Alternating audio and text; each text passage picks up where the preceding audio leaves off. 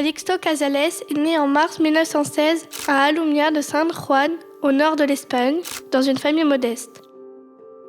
En 1936, l'Espagne s'embrase. Les nationalistes de Franco lancent un coup d'État qui déclenche une guerre civile. Calixto Casales s'engage naturellement dans les rangs des partisans républicains. On le retrouve au cœur de plusieurs batailles, notamment lors de la fameuse bataille de l'Èbre, qui se solde en novembre 1938 par la déroute de l'armée républicaine. Calixto quitte alors l'Espagne. Le 9 février 1939, il passe la frontière française et se retrouve très vite désarmé par les autorités locales qui le conduisent dans un camp d'internement à Argelès-sur-Mer. Rien n'est prévu par un gouvernement français méfiant devant l'arrivée des réfugiés. Pas de baraquement, pas de lit, seulement des barbelés. Infirmier dans différents camps, Calixto intègre fin 1939 le 653e groupement de travailleurs étrangers. Les avancées de l'offensive allemande de juin 1940 obligent ces travailleurs à abandonner leur chantier d'une voie ferrée dans le Loiret pour se replier en Corrèze puis à Agonac en Dordogne. Le 7 juillet 1941, Calixto et deux traits espagnols sont livrés à l'occupant nazi.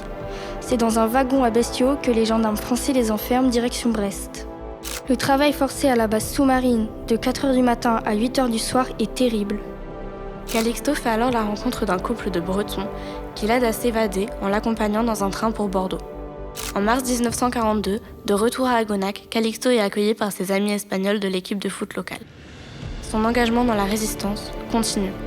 Il combat dans le groupe maquis FTP Gabrielli et en 1944 obtient le commandement du 3e bataillon du 1er régiment FTP. Calixto participe alors à la libération de Périgueux, puis d'Angoulême, avant d'aller faire le siège de La Rochelle.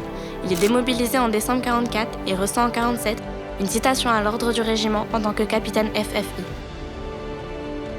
Sans papier officiel, il devra attendre 1974 pour être naturalisé français. Le 15 août 2012, il meurt à l'âge de 96 ans après une vie bien remplie. Aujourd'hui, d'autres traversent comme Calixto des frontières pour fuir d'autres guerres, d'autres injustices. Il participe ainsi à l'élaboration d'une nation plus éclairée qui s'enrichit de la diversité des cultures qu'elle accueille en son sein.